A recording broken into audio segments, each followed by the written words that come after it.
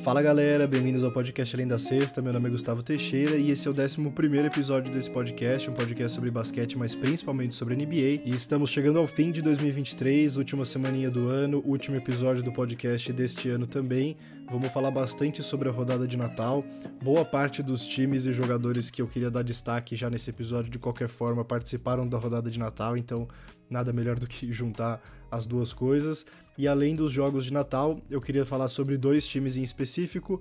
Um deles é um que eu já falei na semana passada, mas que não tem como deixar de falar de novo, que é o Memphis Grizzlies de Ja Morant. O Ja voltou na semana passada, jogou 4 jogos até agora e ganhou os 4. O Memphis tinha ganhado só 6 jogos dos primeiros 25 durante a suspensão do Ja, e desde que ele voltou já foram 4 vitórias, então é realmente bem impressionante o que o Ja vem fazendo. E o Ja nessa temporada já tem o dobro de vitórias do Detroit Pistons, o que é simplesmente uma loucura pensando que o Ja perdeu literalmente 25 jogos durante a temporada, mas já foi o suficiente para ele ter o dobro de vitórias do Detroit, que é o time que eu quero começar falando esse episódio. Antes da gente ir para a rodada de Natal, antes de falar do Ja Morant, temos que falar de Detroit Pistons. O Detroit Pistons chegou à sua 27ª derrota seguida, isso mesmo, 27 jogos sem conseguir ganhar de maneira consecutiva, e esse é o mais novo recorde histórico da NBA. Nenhum time em 77 anos de história tinha perdido 27 jogos seguidos em uma mesma temporada, e o Detroit Pistons de 2023-24 conseguiu fazer essa proeza. Eles agora têm 2 vitórias e 28 derrotas nos primeiros 30 jogos da temporada. E o mais chocante para mim de tudo isso que está acontecendo com o Detroit Pistons é que, diferente de outros times que tiveram sequências bizarras de derrota na história da NBA, o Detroit Pistons efetivamente estava tentando ganhar os jogos e realmente melhorar em relação aos últimos anos. Se você fosse imaginar um time hipotético capaz de perder 27 jogos seguidos, a primeira coisa que você provavelmente pensaria é: eles vão perder de propósito. É um time que com certeza está tentando conseguir uma boa escolha no draft do ano seguinte, tentar pegar uma próxima jovem promessa que pode se transformar numa futura estrela, e beleza, e eles vão abraçar essa causa. Só que esse não é o Detroit Pistons. O Pistons é um time que nessa última janela de transferências fez a contratação mais cara para um técnico da história da NBA. Hoje em dia já é o segundo contrato mais caro, porque o Greg Popovich do San Antonio Spurs renovou o contrato por um valor ainda maior, mas o Monty Williams, que era ex-treinador do Phoenix Suns e foi contratado pelo Detroit Pistons, no dia que ele assinou o contrato, era o contrato mais caro já assinado na história da NBA. Nenhum time que contrata um treinador a peso de ouro igual eles fizeram entram na temporada para perder. Todas as declarações que eles faziam internamente, publicamente, dos jogadores, comissão técnica, o dono do time, não interessa quem fosse. O discurso era sempre que vamos brigar para continuar evoluindo, e o discurso era de tentar possivelmente brigar por uma vaga de play-in nessa temporada. Essa era a mentalidade do time antes da temporada começar. E agora, 30 jogos depois, ser o time que mais vezes perdeu de forma consecutiva da história é literalmente bizarro, é realmente chocante. Se a gente pegar os outros times que eram donos do recorde que o Detroit Pistons acabou de bater, era literalmente esse cenário que eu descrevi para vocês, de times que estavam praticamente tentando perder de propósito e não faziam nenhuma questão de esconder. O primeiro deles era o Cleveland Cavaliers, da temporada 2010-2011, para quem se lembra, foi o primeiro ano depois da saída do LeBron James, e é considerado talvez um dos 5 piores times que a gente já viu na história da NBA, e ele foi construído para ser muito ruim. A ideia do Cleveland Cavaliers era: agora que o LeBron James saiu, a gente vai recomeçar do zero a franquia, e o primeiro passo é tentar ter a primeira escolha do draft seguinte, que era o Kyrie Irving.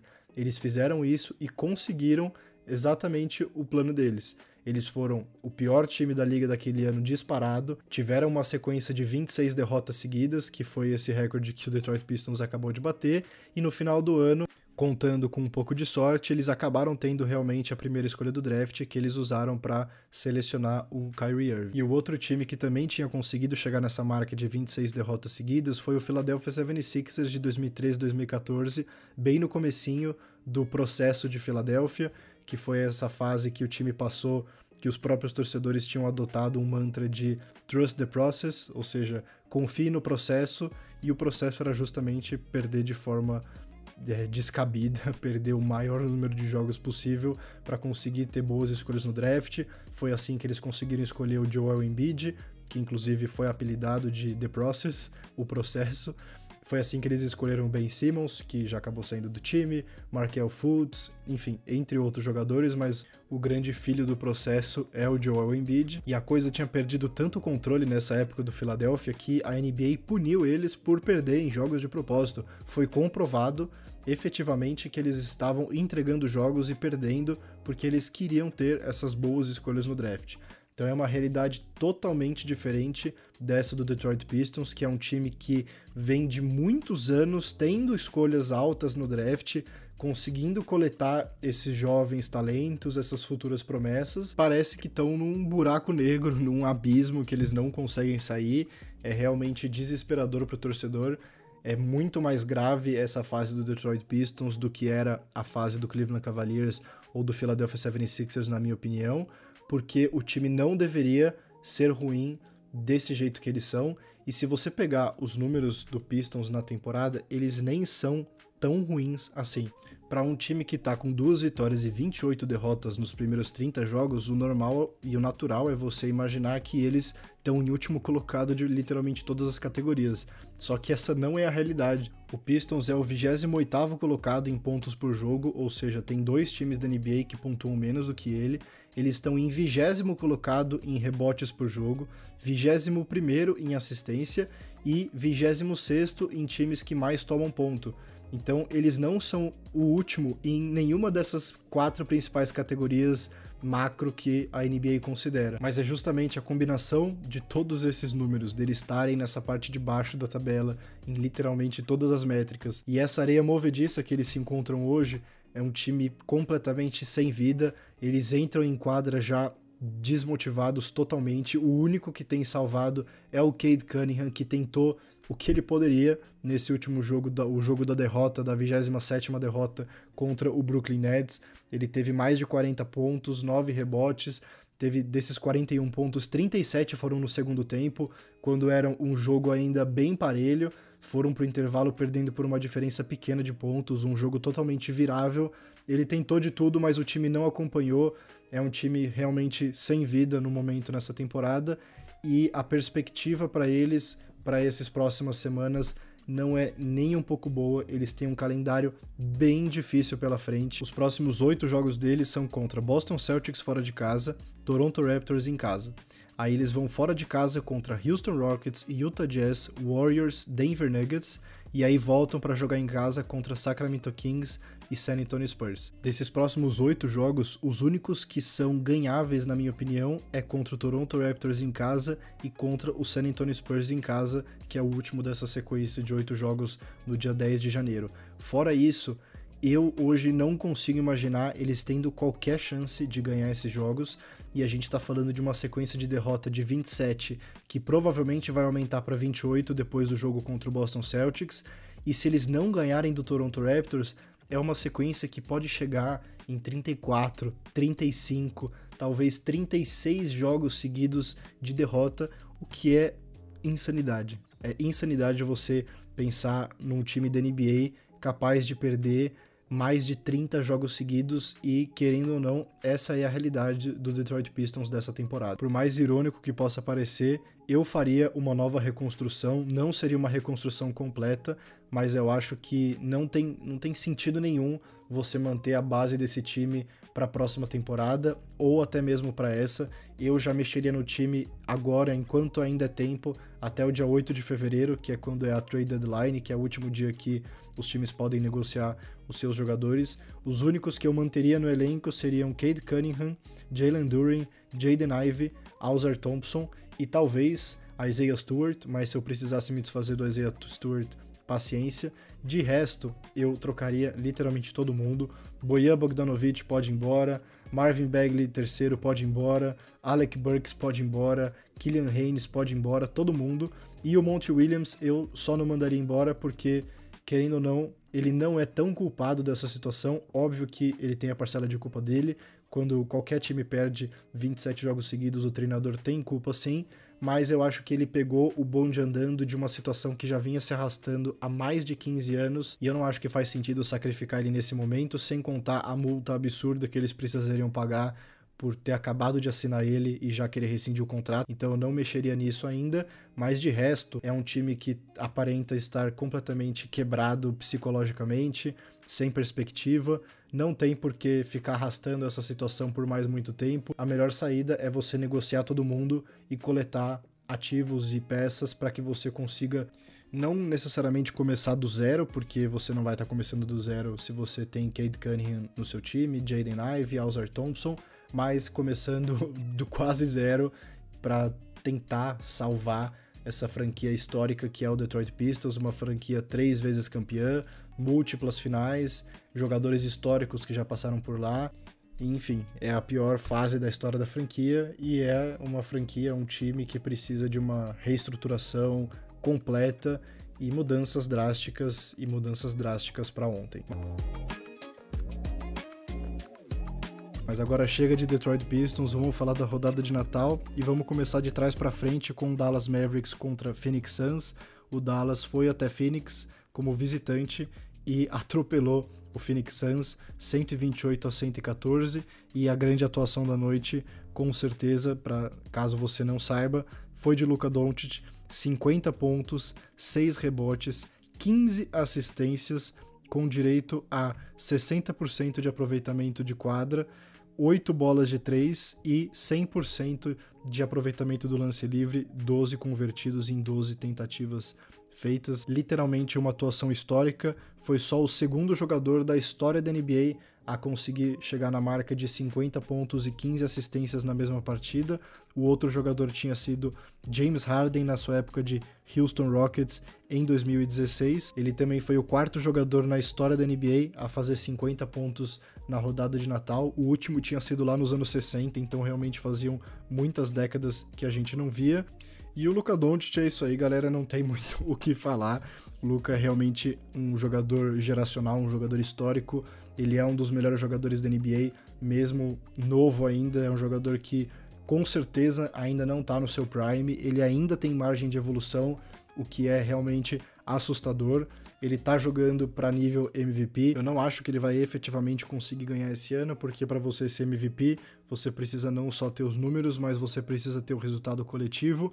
E querendo ou não, o Dallas está em 5º lugar da Conferência Oeste, e eu não consigo ver hoje esse time chegando acima da 4ª colocação. Eu acho que o 4º lugar seria o teto máximo deles, e é muito difícil a gente ver algum MVP que não seja top 3 da sua conferência. O próprio Luka Doncic já chegou a declarar numa entrevista no ano passado que enquanto o time dele não for top 3 da NBA, ele não faz questão nenhuma de estar nas conversas de MVP, porque ele também entende que esse é o critério mínimo para você conseguir levar esse prêmio para casa. Mas com ou sem MVP, não muda o fato do Luka Doncic ser um monstro e tá jogando realmente como um dos melhores jogadores da liga, como ele já vinha fazendo há alguns anos, mas nessa temporada ele tem atingido níveis ainda maiores.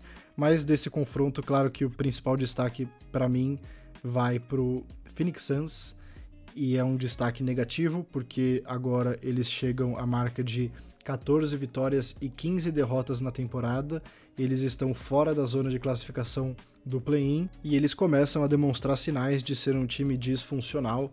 A gente tem visto em quadra atuações bem preocupantes e recortes bem preocupantes durante as partidas. Nesse jogo contra o Dallas, o Kevin Durant talvez tenha feito a sua pior partida da temporada, não só em termos de número, mas em termos de participação de jogo mesmo. Ele em diversos momentos estava se mostrando fora da partida mentalmente.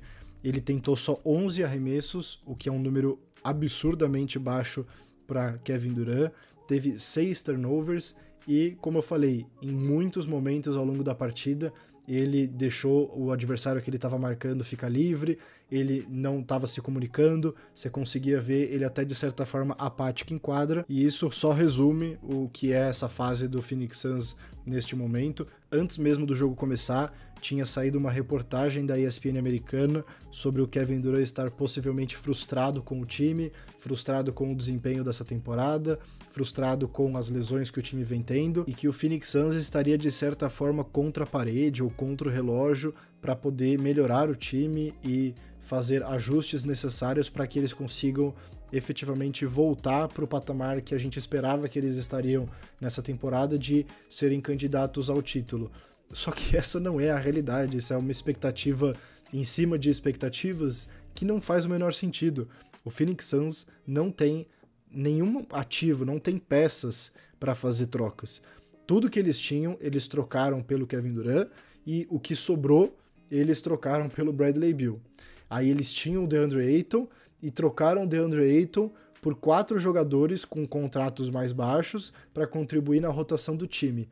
O resto do elenco é inteiro formado por jogadores em contrato mínimo, jogadores veteranos que já estão há mais tempo na liga e vieram para o Phoenix Suns, às vezes por um salário mais baixo do que eles poderiam ter conseguido em outros mercados, para tentar disputar por título. Só que esse é o preço que se paga quando você quer ter 3 estrelas no seu time. Você abdica de ter outros jogadores de qualidade na rotação, na composição do elenco, para que você consiga ter essas 3 estrelas que ganham praticamente o salário máximo possível. Então hoje a realidade do Phoenix Suns é essa. Eles não têm trocas na manga para ser feitas em termos de movimentações que fariam grandes diferenças. Eles podem fazer trocas por outros jogadores, mas vão ser por jogadores com um nível muito parecido com o que eles já têm agora, a menos que eles optem por trocar Bradley Beal, Devin Booker ou Kevin Durant, que eu acho praticamente impossível de ser feito, algo que não deve nem ser cogitado.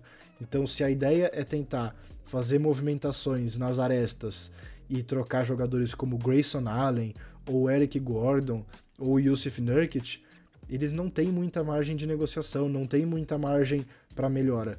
Eles não têm escolhas futuras de draft para negociar. Esse é o elenco para a temporada. Eles têm que conseguir arrumar a casa com o que eles têm hoje. Não existe um cenário onde eles vão fazer grandes mudanças que não envolvam uma das 3 estrelas e que, nossa, agora sim, agora vai. Isso não vai acontecer. A solução para o Phoenix Suns, ela precisa vir internamente, de dentro para fora e não de fora para dentro, e ela se resume à saúde das suas estrelas. Basicamente isso, que é a mesma tecla que todo mundo estava batendo quando esse time foi construído, todo mundo estava batendo antes da temporada, eram sempre as principais ressalvas quando você falava desse time ser efetivamente um candidato ao título, era: eles precisam estar saudáveis, mas o Bradley Beal precisa jogar, Kevin Durant precisa jogar, e isso continua igual. Sem o Bradley Beal em quadra, Kevin Durant e Devin Booker ficam sobrecarregados. O Devin Booker hoje joga como armador titular do time, não por opção, porque eles não têm nenhum outro armador de ofício. Eles trocaram o Chris Paul e mandaram embora o Cameron Payne para fazer redução de custos e deixaram ele livre no mercado. Então hoje eles não têm substituto para o Devin Booker, e quando o Devin Booker vai para o banco de reserva, normalmente o Eric Gordon ou o Grayson Allen precisam fazer essa função. E, sendo bem sincero, isso está longe de ser o ideal para algum time que quer realmente competir por título. A esperança era que, com as 3 estrelas em quadra, você pudesse alternar a minutagem deles para que sempre um deles estivesse disponível, principalmente entre os armadores Devin Booker e Bradley Beal, para que Bradley Beal estivesse na posição de armador quando Devin Booker estivesse descansando, e vice-versa. Só que sem o Bradley Beal em quadra, o Devin Booker precisa descansar em algum momento do jogo, e aí essa posição fica completamente defasada. E infelizmente ou felizmente para a torcida, depende do ponto de vista, a resposta para uma melhoria desse time precisa vir com o que eles têm hoje na mesa. Qualquer expectativa de uma melhora externa, de trocar jogador, trazer alguma grande contratação, alguém que vai solucionar e fazer a real diferença, pode esquecer, porque isso não vai acontecer. Passando agora para Philadelphia 76ers contra Miami Heat, que o Miami Heat ganhou por 119-113. Acabou sendo um jogo disputado, o Miami Heat chegou a abrir bastante vantagem no primeiro tempo, viu o Philadelphia encostar no placar no terceiro quarto, mas eles conseguiram administrar a vantagem no último período. Acabou sendo um jogo pior no sentido de atratividade do que a gente imaginava, do que a gente esperava. porque Joel Embiid do lado do 76ers e Jimmy Butler do lado do Miami Heat não jogaram, os dois com lesões acabaram ficando fora desse jogo, que acabou prejudicando bastante o espetáculo que a gente imaginava. Tinha potencial para ser talvez o jogo mais brigado, mais pegado dessa rodada de Natal, não acabou necessariamente sendo, e o grande destaque da partida com certeza vai para o novato Jaime Jaquez Jr., o terceiro melhor novato dessa classe até agora na temporada, sem sombra de dúvida. Depois de Victor Wembanyama e Chet Holmgren, não tem ninguém que tem jogado mais ou que merecesse mais destaque do que o Jaime Jaquez Jr. Ele terminou a partida com 31 pontos e 10 rebotes em quase 40 minutos jogados como titular. Vai se aproximando agora as médias de 14 pontos, 8 rebotes e 3 assistências na temporada. Esses números devem continuar subindo porque ele já tem melhorado das suas primeiras semanas e provavelmente vai continuar melhorando, vai ganhando mais minutagem, então esses números devem subir com certeza. E ele é mais um fruto da Heat Culture, da cultura do Miami Heat, de encontrar jogadores na parte de baixo da primeira rodada do draft, às vezes na segunda rodada, ou muitas vezes jogadores undrafted, jogadores que não foram selecionados e que aparentemente só o Miami Heat consegue enxergar esses jogadores. É impressionante o que o setor de desenvolvimento de talentos do Miami Heat faz, o que o treinador Erik Spoelstra consegue fazer, sempre extraindo o melhor desses jogadores. O Jaime Jaquez é um jogador muito maduro para a sua temporada de novato, mesmo ele não sendo tão novo quanto outros novatos, ele já tem 22 anos, mas mesmo assim ainda continua sendo, obviamente, um jovem jogador. E, como eu falei, mostra, para mim, o que mais me impressiona, na verdade, é essa maturidade que ele mostra em quadra. Ele dificilmente aparenta tomar decisões erradas. Ele costuma estar sempre muito ciente do que ele está fazendo. É um jogador que os americanos gostam de chamar, que faz winning plays, que são jogadas vencedoras. E é justamente você saber estar sempre no lugar certo, na hora certa, não necessariamente para pontuar, mas dando um passe, pegando um rebote e saindo em contra-ataque, dando um passe para que seja feita a assistência, diversos fatores que você consegue contribuir no basquete muito além da pontuação, mas mesmo quando precisa de pontuação, o Jaime Jaquez vai lá e entrega numa partida que eles estavam sem Jimmy Butler, que o Caleb Martin jogou só 8 minutos, ele foi lá e deu conta do recado, fez 31 pontos, liderou o time na pontuação. Claro que ele contou com a ajuda de outros jogadores, Bam Adebayo jogou muito bem com 26 pontos e 15 rebotes, o Tyler Hero também conseguiu contribuir com 22 pontos, mas, como eu falei, o destaque vai para o Jaime Jaquez Jr., com certeza absoluta estará no All-Rookie Team, realmente fechando 2023 da melhor forma possível, o Jaime Jaquez Jr. Passando agora para o principal jogo, o jogo mais esperado do dia de Natal, o Boston Celtics contra o Los Angeles Lakers em Los Angeles. O Boston ganhou por 126-115 e o que ficou evidente nesse jogo é que hoje o Lakers não está no patamar do Boston Celtics. O jogo começou com o Celtics atropelando o Lakers, abriu 18 pontos ainda no primeiro quarto, depois eles deram uma relaxada, viram o Lakers encostar no placar e aí foram para o intervalo bem próximos os dois times, mas no terceiro quarto, de novo, o Celtics conseguiu abrir uma boa vantagem que eles administraram até o final da partida. Foi um segundo tempo que em nenhum momento o Boston pareceu ameaçado para perder o jogo. O time titular do Boston é realmente impressionante em termos de talento. O que a gente achava do Celtics antes da temporada começar tem se comprovado nessa temporada. O único time que consegue olhar olho no olho com o Celtics em termos de qualidade do time titular é o Denver Nuggets, são os atuais campeões. Para mim, o que mais impressiona nesse time do Boston Celtics é o Derrick White. Ele talvez seja hoje o melhor jogador não All-Star da liga. Talvez não, eu acho que com certeza, não consigo pensar em nenhum agora que eu falei isso, que o Derrick White joga realmente não é brincadeira. Ele que já teve uma temporada passada excelente, tem tido números ainda melhores em praticamente todas as estatísticas nessa temporada, mas não, o Derrick White não é um jogador que é um All-Star e ele não merece ser All-Star nesse ano, por mais que a temporada dele seja excelente. Você tem no máximo 6 vagas de armador como All-Stars no leste, 2 de titular, 2 de reserva, e aí 2 possíveis como os Coringas, igual eu expliquei no último episódio. O Derrick White hoje não é melhor do que Damian Lillard, Tyrese Haliburton, Tyrese Maxey, Trae Young, Jalen Brunson ou Donovan Mitchell. E isso não é um demérito pro Derrick White, é simplesmente um fato. Ele é um excelente jogador, adoraria ele no meu time, mas não é um jogador All-Star. Então, teve muito essa discussão depois desse último jogo contra os Lakers, muita gente no Twitter, muita gente nas redes sociais tentando fazer esse jabá pro Derrick White ser All-Star. Eu entendo, mas ainda não é nesse nível, mas o que importa é que ele é uma peça fundamental para o Boston Celtics. Sem ele, o time não seria nem perto do que ele é. Ele faz muita coisa além da parte estatística, ele é um líder em quadra, ele consegue contribuir com os intangíveis que a gente fala, é um jogador muito inteligente e contribuiu para deixar evidente essa comparação com o principal rival deles, Los Angeles Lakers, que neste momento está completamente perdido na temporada. Nos últimos 8 jogos, depois da vitória deles no In-Season Tournament na Copa NBA, eles ganharam 2 e perderam 6, chegaram a mudar o time titular contra o Oklahoma City Thunder, deu certo no sentido de conseguirem a vitória, mas não graças à mudança do time titular, e sim porque o time jogou muito bem, principalmente LeBron James e Anthony Davis. O LeBron fez 40 pontos contra o Thunder, e nesse jogo contra o Boston Celtics eles usaram a mesma formação de time titular, mesma rotação, e foram completamente expostos. E olhando para o lado do Lakers, o que mais me preocupa é que hoje eles estão na zona de play-in, com 16 vitórias e 15 derrotas, e LeBron James e Anthony Davis jogaram praticamente todos os jogos. O Anthony Davis é um dos 10 jogadores da NBA que mais minutos jogou na temporada. Se o Lakers tivesse 16 vitórias e 15 derrotas, com o LeBron tendo perdido 10 jogos, Anthony Davis tendo perdido 10 jogos, a conversa seria totalmente diferente.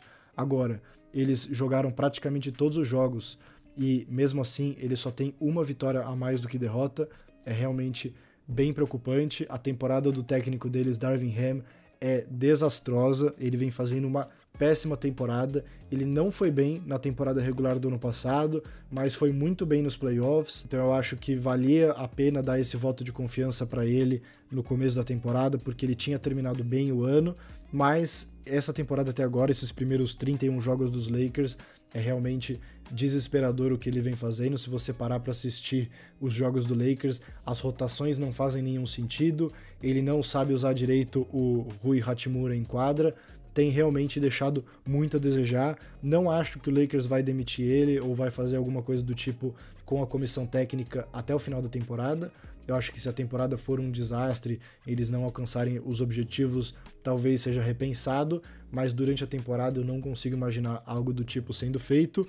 Mas o que eu não achava que aconteceria talvez, e que agora eu acho cada vez mais e mais provável, é o Lakers efetivamente fazer alguma troca. Até agora, realmente, o time não tá conseguindo encaixar de forma consistente. Eles tiveram ótimos momentos durante a Copa, mas em jogos que não foram da Copa, dá pra contar no dedo as vezes que eles realmente conseguiram se destacar e jogar muito bem. Nas próximas semanas, a gente deve ouvir cada vez mais rumores envolvendo trocas e o Los Angeles Lakers, assim como foi na temporada passada.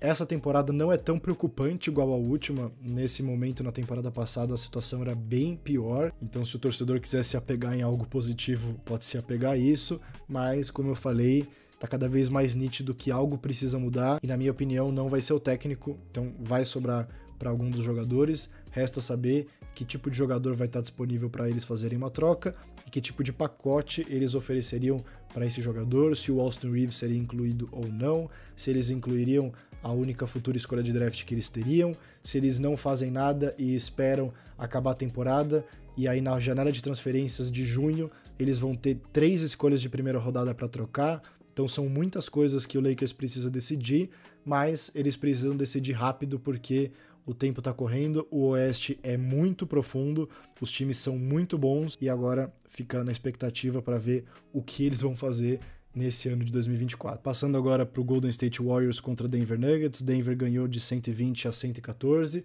Foi o único palpite que eu acertei do episódio passado. Eu errei os outros 4 E se você considerar que eu falei que o Denver ia ganhar por uma diferença de mais de 12, esse eu também tecnicamente errei, mas acertei a vitória, que é o que importa. Mas enfim, o Denver realmente jogou melhor, foi um jogo bem mais disputado do que eu imaginava, isso é fato, e o Warriors perdeu por causa do Stephen Curry e do Klay Thompson. Não tem discussão, não tem pra onde correr, não tem outra argumentação. Andrew Wiggins jogou muito bem vindo do banco, Chris Paul conseguiu contribuir, o novato deles, Podziemski, continua jogando muito bem, terminou com 13 pontos e 9 rebotes, mas Stephen Curry e Klay Thompson realmente deixaram muito a desejar. O Klay Thompson terminou com 9 pontos, o Curry com 18, mas um aproveitamento de arremesso precário, com 33% de quadra e 23% de 3, e é realmente impressionante como Stephen Curry joga mal no Natal. Ele é provavelmente a estrela ou super estrela, enfim, como você queira chamar, que pior joga no Natal, que já passou pela NBA, e isso não é um exagero. Ele já jogou 10 vezes no Natal, entre 2010 e agora 2023, alguns anos ele perdeu por lesão, ou porque os Warriors acabaram não jogando no Natal, e o desempenho dele é realmente muito, muito, muito abaixo do que a gente está acostumado. Em 2010 e 2011, ele fez só 4 pontos em cada ano. Aí, entre 2013 e 2018, ou melhor, 2020, o máximo que ele fez foi 19 pontos e sempre arremessando muito mal, tipo 30%, 25% de quadra, péssimos arremessos de 3. O único jogo bom dele foi em 2021 contra o Phoenix Suns, que ele fez 33 pontos, e aí o bom é bem entre aspas, porque mesmo com 33 pontos, ele teve só 10 arremessos convertidos em 27 tentativas, então um aproveitamento também bem mais baixo do que ele está acostumado, e nesse ano não foi diferente, 18 pontos, arremessando 7 para 21. Realmente não sei o que acontece com o Curry, eu não sei o que ele faz no dia 24, que no dia 25 ele sempre chega tão zoado, não sei explicar, mas mais uma vez isso custou uma vitória dos Warriors no dia de Natal. O Denver Nuggets jogou melhor durante a partida, apesar de em nenhum momento eles conseguirem ter desgarrado no placar. O Jokic também não vinha tendo uma grande partida, mas ele conseguiu arrumar um jeito de impactar o jogo, arremessou 18 lances livres e converteu os 18, terminou com 26 pontos, 14 rebotes e 8 assistências. Jamal Murray talvez tenha sido a peça-chave do jogo, fazendo cestas cruciais, principalmente no segundo tempo, com 28 pontos. Michael Porter Jr. jogou muito bem também, com 19 pontos, e agora o Denver chega na marca de 22 vitórias e 10 derrotas, já ocupam de novo a segunda colocação da Conferência Oeste, estão a menos de 2 jogos atrás do Minnesota, e se todos ficarem saudáveis, eu acho que tem grandes chances de pelo menos garantir esse top 2. O Minnesota continua muito firme e forte nessa primeira colocação, a menos que ele tenha uma queda drástica, eu imagino que eles vão continuar brigando pelo primeiro lugar até o final, mas o Denver continua sendo o segundo time ali que pode beliscar esse primeiro lugar e com certeza continua sendo o melhor time da Conferência Oeste e da NBA, na minha opinião. E para fechar a recapitulação dos jogos de Natal, a gente teve Milwaukee Bucks contra New York Knicks em Nova York, o Knicks ganhou 129-122, o jogo terminou muito mais próximo do que deveria. No último período, o Knicks chegou a abrir muitos pontos de vantagem, mais de 15, e eles viram o Milwaukee Bucks encostar no placar, fazendo várias cestas na sequência quando os times já estavam achando que estava acabando o jogo, mas não foi o suficiente para conseguirem chegar no empate. No lado do Bucks, Giannis terminou com 32 pontos e 13 rebotes, Damian Lillard 32 e 8 assistências, e do lado do New York Knicks, Julius Randle chegou à sua 20ª partida seguida, fazendo pelo menos 20 pontos, e Jalen Brunson comandou com 38 pontos e também fazendo cestas cruciais durante a partida. E acho que o que fica de lição para esse jogo, pro lado do Bucks, é a parte defensiva, que a gente continua batendo na tecla semana após semana. O time é muito bom, eles estão bem na temporada, são 22 vitórias nos primeiros 30 jogos, ocupam o segundo lugar da Conferência Leste, então os resultados continuam aparecendo, mas essa defesa não é capaz de ganhar um título.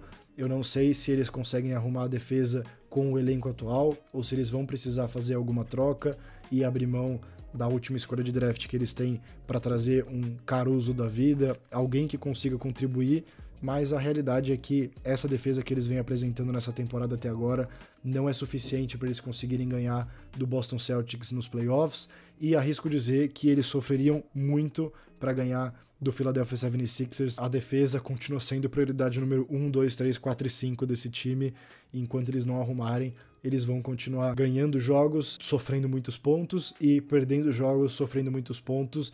A única diferença que fica é, será que eles conseguem fazer mais pontos do que o adversário para sair com a vitória ou não?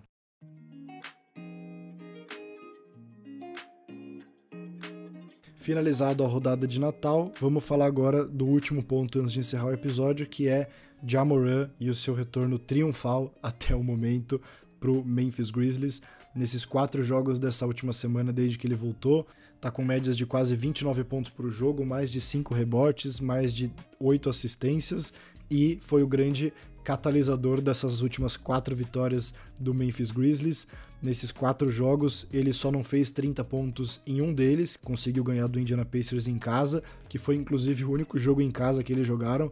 Os outros 3 foram 2 vezes contra o New Orleans Pelicans e contra o Atlanta Hawks, todos como visitante, e esses 2 contra o New Orleans Pelicans que foram os mais marcantes provavelmente, porque no primeiro jogo, o jogo da volta dele, o Memphis chegou a perder por uma diferença de 24 pontos, entraram no último quarto, chegaram a perder no último quarto, melhor dizendo, por uma diferença de 14 e conseguiram ganhar o jogo com a cesta da vitória, o buzzer beater do Ja Morant.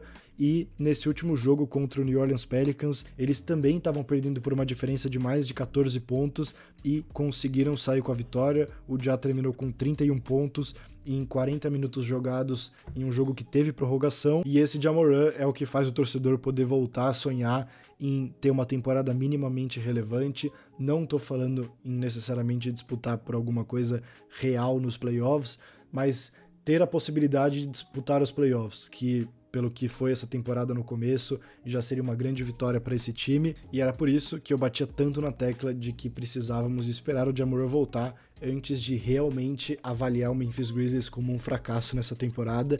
Eles vinham sendo um fracasso, inclusive eu fiz uma lista em um vídeo pro Além da Sexta, pro TikTok e pro Instagram, falando das principais decepções dessa temporada, e o Grizzlies era o número 1, e até ali eles eram mesmo, não muda a minha opinião, porém, em nenhum momento isso mudava o fato de que, a partir do momento que o Ja Morant volte, o time é outro.